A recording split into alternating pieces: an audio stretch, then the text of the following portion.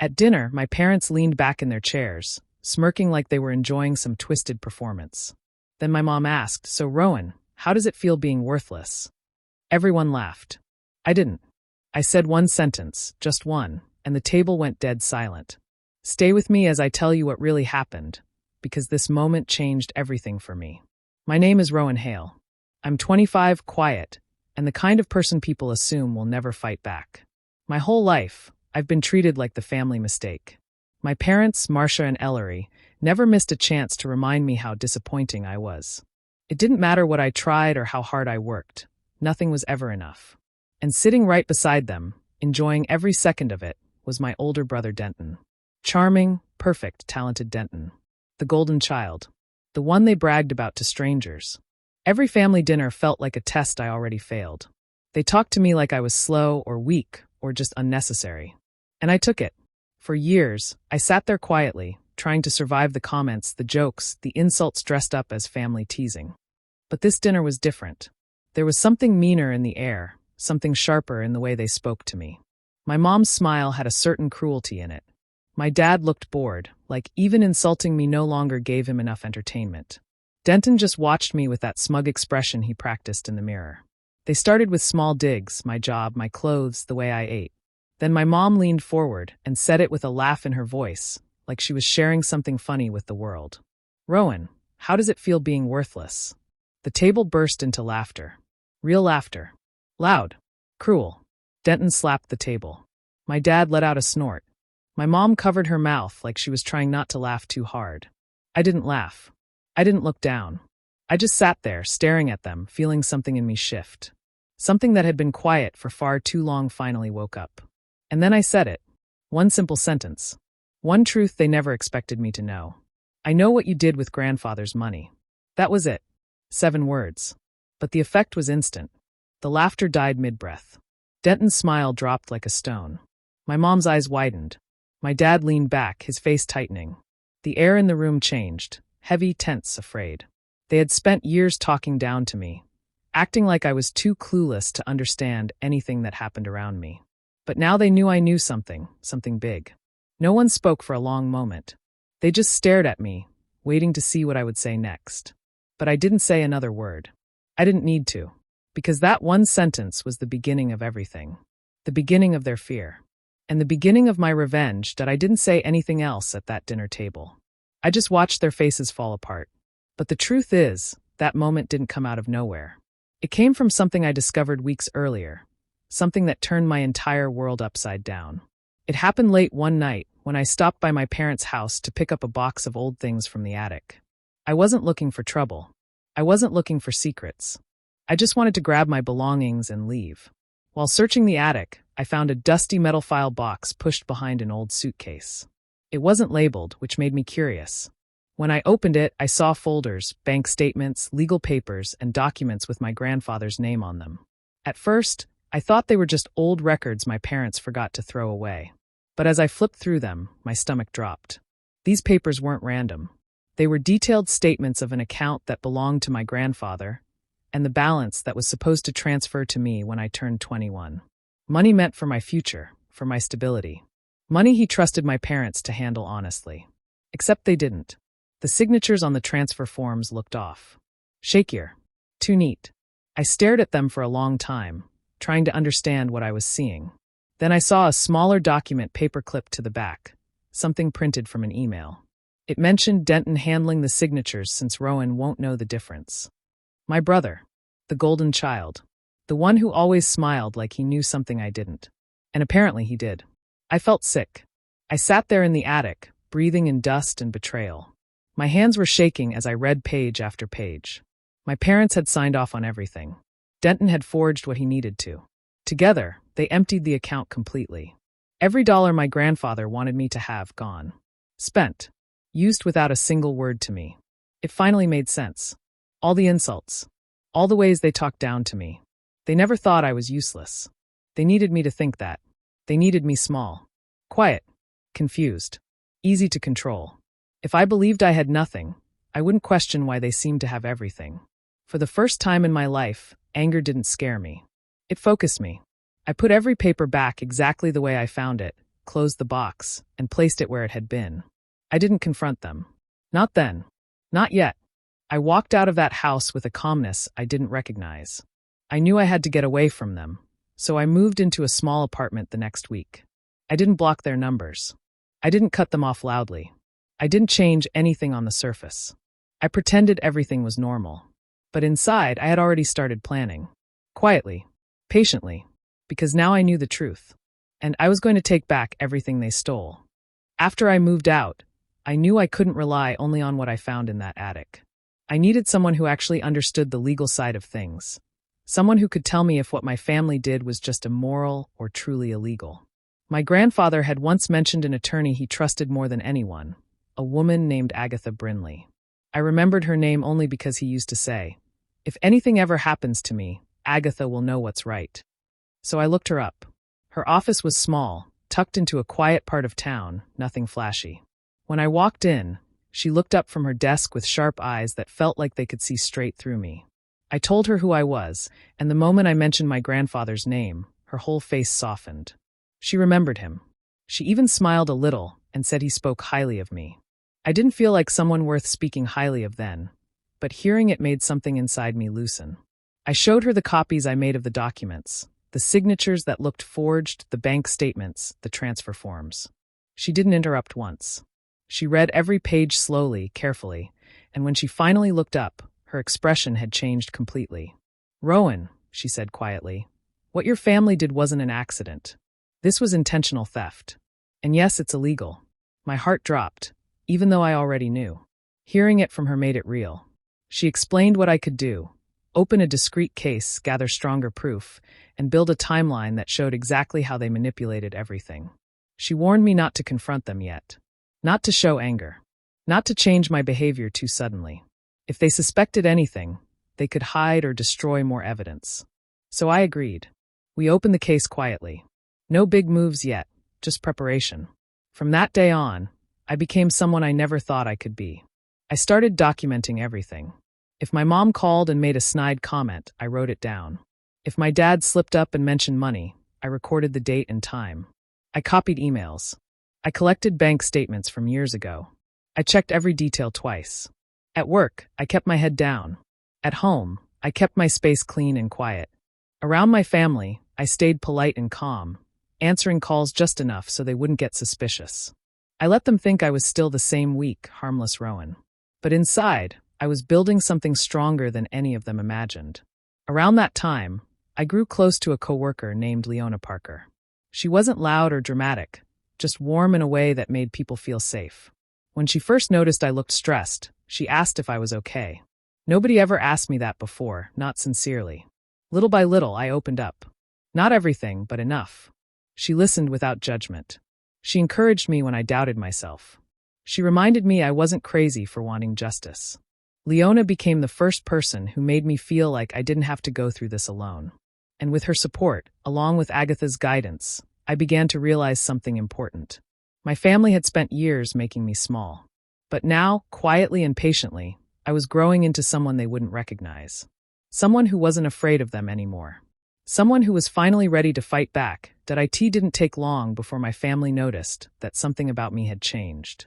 I wasn't arguing with them, but I wasn't as available anymore. I didn't show up for every dinner they demanded I attend. I didn't answer every call the moment it came in. I kept things short, controlled, careful. And they hated it. My mom started with the guilt trips. She'd call and sigh dramatically, saying things like, "You never check on us anymore, Rowan. It's like you don't care about your own parents." My dad followed with messages about family responsibility and how I should be around more. The tone wasn't loving. It was demanding. They acted like I owed them my time, my energy, my silence. I listened, but I didn't give them the reaction they wanted. I didn't rush over. I didn't apologize. I just stayed calm and distant. That only made them push harder. Then came Denton. He showed up at my apartment one Saturday morning without warning. Not a call. Not a text. Just a knock on the door. When I opened it, he was standing there with a smile that felt more like a threat than a greeting. "Just checking in on you, little bro," he said, brushing past me into the apartment without waiting for an invitation. He walked around slowly, like he was admiring the place, but his eyes were searching, on counters, near my desk, on top of the mail basket. He made small talk, fake and sugary, like he was playing the role of a caring brother. But every question he asked was loaded. New bank you're using? You been doing paperwork lately? Any letters from the lawyer about Grandpa's estate? He was fishing. Hard. When he left, something fell off. I checked my mail basket and found the envelopes slightly rearranged. A couple were pushed deeper inside, like someone had shoved their hand in too far. Denton had tried to look through my mail. That was my breaking point. I went online that night and ordered a better lock. A door camera. A motion sensor. I wasn't going to let anyone walk into my life again without my permission. The next week, I added a small safe inside my closet. I didn't have much to put inside yet, but I would soon. I wanted everything ready, because I knew the next step of my plan required going back into enemy territory. There was one last thing I needed, the key to my grandfather's safe deposit box. I remembered exactly where he kept it, hidden in a small wooden container tucked behind some old books on a shelf in my childhood room. Getting that key meant going back into the house I'd escaped. It meant pretending again, smiling again, acting harmless again. But I had no choice. The key was the final piece of proof I needed. And I was ready, finally, to retrieve what was mine. I knew getting the key wouldn't be easy. My parents weren't the type to leave me alone in the house, not anymore. Ever since they felt me pulling away, they watched me more closely, as if I might suddenly grow a backbone they wouldn't be able to control. So I had to approach this carefully, calmly, and in a way they would never suspect. I called my mom one afternoon and told her I'd been thinking a lot about family. I said I wanted to try reconnecting, maybe start fresh. She sounded thrilled, too thrilled. The kind of excitement someone has when they think they're winning again. She invited me over for dinner immediately, and I agreed. But I had a different plan. When I arrived, the house looked the same as it always had. The same dusty picture frames on the shelves. The same heavy air that made me feel like I was shrinking. My parents greeted me with fake warmth, acting like they were the ones who'd missed me. My dad clapped my shoulder a little too hard. My mom talked about how nice it was that I came to my senses. I smiled. I played along. That was part of the plan. During the small talk, I offered to cook dinner for all of us. They were surprised, but they loved the idea, mostly because it meant they didn't have to do anything. My mom sat at the table scrolling through her phone, and my dad lounged on the couch pretending to read the paper. That was my moment. I started preparing the meal slowly, making sure they were relaxed and distracted. Then, halfway through chopping vegetables, I casually said, "Oh, I left something in my old room. I'll be right back." They barely reacted. My dad just grunted. My mom waved a hand dismissively. Perfect. I walked down the hallway I'd grown up in, each step feeling heavier than it should. My childhood door was still painted the same dull color. When I pushed it open, the familiar scent of old books and dust washed over me. Nothing had changed. Not even the shelves. I went straight to the one spot I knew my grandfather trusted most. The back of the top shelf, behind a stack of worn-out mystery novels. I reached behind the books and felt the small wooden container. My heart pounded, but my hand stayed steady as I opened it. Inside was exactly what I needed, the safe deposit box key. But that wasn't all. There were letters. Old, yellowed, folded with care. I recognized my grandfather's handwriting instantly. I slipped them into my jacket and closed the box, placing everything exactly where it had been. Back in my car later, I read the letters. One of them changed everything. It clearly stated that the inheritance was meant only for me. No conditions, no sharing, no involvement from my parents. He'd trusted me with his legacy, not them. That letter was the smoking gun. I walked back into the kitchen, finished cooking dinner, and acted normal. My parents remained smug, completely unaware that their lives were already falling apart. And when I left their house that night, they had no idea that I walked away carrying the one thing that would finally expose everything they'd done. Filing the case felt like stepping onto a bridge that would collapse the moment I crossed it. But I knew there was no turning back. Once I had the key and the letters, I met with Agatha again. I handed her everything. Every document, every note, every copy of the bank statements. She read the letter from my grandfather twice, pressing her lips together, her eyes sharp with purpose. "This is enough," she finally said. We moved forward. Hearing that made my chest tighten. I thought I'd feel powerful. Instead, I felt like a kid again, waiting for punishment. For so many years, my parents trained me to believe they controlled everything. What I felt, what I deserved, what I could be. Filing a case against them felt like breaking some unspoken rule I'd been forced to follow my whole life. But Agatha didn't hesitate. She drafted both a civil and a criminal complaint, charges for forgery, fraud, theft, and deliberate misappropriation of inheritance funds. She laid out the timeline, the forged signatures, the transactions. It was all there in black and white. My parents' names. Denton's name. The truth. When we submitted everything to the court, it felt unreal. Like I was watching someone else's life unravel instead of mine. A week later, Agatha called me with new information. The bank had finally responded to the request she filed. They provided transaction logs, signature comparisons, and something that made my stomach twist, surveillance footage from years ago. The recordings clearly showed Denton entering the bank, accessing the account, and behaving like he owned every dollar in it. There it was. Proof, unavoidable and solid. Agatha said it strengthened the criminal charges. I nodded, but inside I was shaking. Not because I doubted the case, but because I knew what was coming. My parents had never faced consequences in their lives. They weren't going to accept this quietly. They would fight back.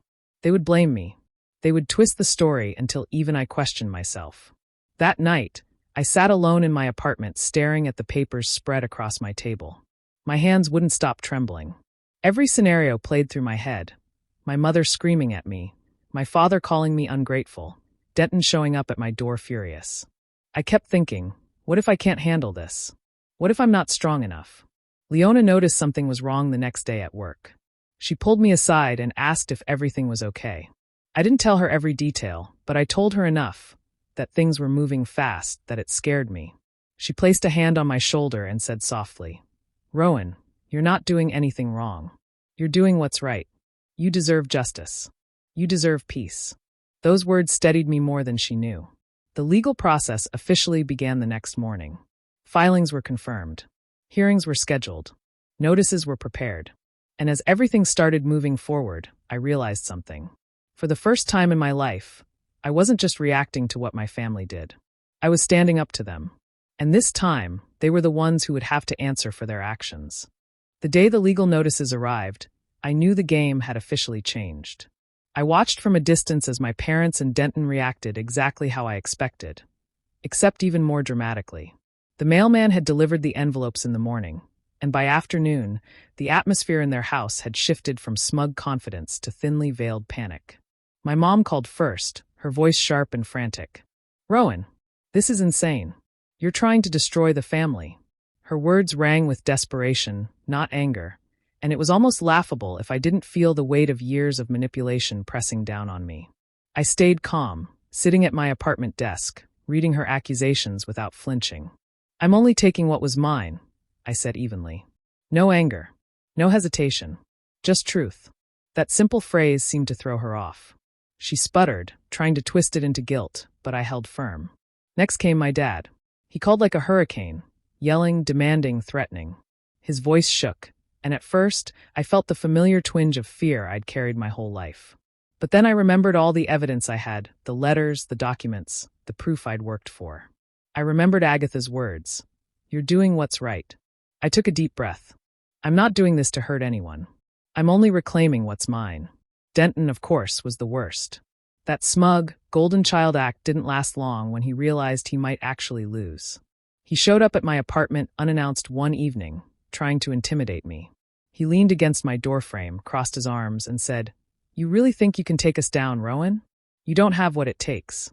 For a moment, I felt the old fear creeping in. But then I remembered every detail I had documented. Every letter, every bank record, every conversation. I reached for my phone and started recording. I kept my voice steady. Denton, you already know the truth. You forged signatures. You stole what wasn't yours. And now, the court will see everything. He froze, his confident mask slipping. He tried to recover, tried to laugh it off, but I could see it. He knew he was cornered. I didn't say another word. I didn't need to. The recording would speak for me. For the first time in years, I felt the power shift. I wasn't the timid, apologetic Rowan they could push around anymore. I had leverage. I had control. And I had the patience to use it carefully, without anger, without recklessness. By the end of that week, the family's panic became obvious to anyone paying attention. Calls went unanswered, messages were left hanging, and the usual bravado dissolved into tension and whispered arguments behind closed doors. They were scrambling, realizing that the quiet, compliant boy they thought they controlled had been planning his move for months. And now, he was unstoppable. And I stayed calm, recording, documenting, watching, letting their panic unfold while I prepared for the next step in taking back what had always been mine. The courtroom felt impossibly cold, sterile, and tense. I sat in the front row, my hands resting on my lap, my documents neatly stacked beside me. For years, I had imagined this moment. What it would feel like to confront my family in a space where their lies couldn't hide, but imagining it and living it were completely different. My heart raced, but my face remained calm. This time, I wouldn't shrink. This time, I would be steady. The proceedings began with Denton taking the stand. He tried his usual charm, smiling at the judge, speaking politely and confidently, as if he could talk his way out of anything. "Your Honor," he began smoothly, "I assure you, everything was handled with the family's best interest at heart." But the moment he was asked about specific transactions and dates, his words started to unravel. He contradicted himself multiple times, claiming he never accessed the account, while emails and bank logs clearly showed the opposite. The judge raised an eyebrow each time, letting the contradictions linger. Denton's confident facade began to crumble right there, in front of everyone. Then Agatha presented the evidence I had worked so hard to gather. Signatures compared side by side, emails showing communication between Denton and my parents about accessing funds, and of course, the surveillance footage from the bank that captured Denton handling my grandfather's money. Every piece of evidence hit hard, each one a nail in the coffin of their lies. When my mother, Marcia, was questioned, she began defensively, insisting she didn't know anything, and that Rowan must be mistaken. But as the attorney pressed on, asking about her involvement in approving transfers and knowing about the forged signatures, she started to break down. Her voice trembled, her hands shook, and she finally admitted pieces of the truth under the weight of the evidence. My father, Ellery, grew hostile. He snapped at the attorney, insisting that Rowan was trying to destroy the family, and that he was exaggerating everything. But the calm authority of the court kept him in check. He couldn't manipulate the narrative like he had at home. I sat through all of it quietly, steady, watching them falter. I wasn't the timid kid at the dinner table anymore. I didn't shrink, I didn't apologize, and I didn't let them intimidate me. My chest swelled with a quiet strength I had never felt before, the kind that comes from finally being in control of your own life and truth. After hours of testimony, reviewing evidence and arguments from Agatha, the judge leaned forward, flipping through the files. Then came the words I had been waiting for. "Rowan Hale," the judge said clearly, "the court finds in your favor. You are entitled to the full inheritance, and damages are awarded to compensate for the deliberate misappropriation of funds." I exhaled slowly, letting the tension leave my body. Relief, vindication, and a deep sense of justice washed over me. My family, broken and exposed, sat in stunned silence. The courtroom had witnessed everything they had tried to hide, and there was no undoing it. For the first time in my life, I felt completely free. The aftermath of the court ruling was heavier than I expected. My parents and Denton faced criminal investigations for their roles in the theft. I heard about their lawyers scrambling, about them trying to negotiate deals, about their panic turning into anger and desperation. It was strange watching from the sidelines, knowing they had caused me so much pain and now had no power over me. The satisfaction of justice was there, but so was a quiet exhaustion I hadn't anticipated. A few weeks later, I decided to visit my childhood home one last time. Not to reconcile, not to fight, and not even to linger on the past, simply to let go. Driving up to the house, I felt a strange mix of memories and emptiness. The same driveway, the same creaky front steps, the same familiar scent of the old furniture. All of it was untouched, frozen in time. But it no longer held warmth. It never had. Walking through the empty rooms, I felt a strange detachment. My old bedroom, now just a room with faded wallpaper, held none of the comfort I once imagined. The kitchen where family dinners had been staged with insults instead of laughter felt hollow. The living room, once a place I had retreated to in fear, now seemed foreign. The walls held the echoes of years of manipulation, criticism, and silent suffering. And yet, seeing it all with new eyes, I realized it had never been a home for me. Not really. I lingered for a moment in the hallway, remembering the faces, the words, the laughter at my expense. For a long time, I thought letting go would be about forgiveness, about reconciliation, about fixing the broken. But walking through those rooms, I understood something deeper. Letting go was about peace. It was about recognizing that some things could never be fixed, some people could never change, and some places were never meant to shelter me. I left the house quietly, closing the door behind me as if sealing the past in a box that could no longer reach me. The act felt symbolic and liberating. For the first time, I could breathe fully without the weight of fear or expectation pressing down on me.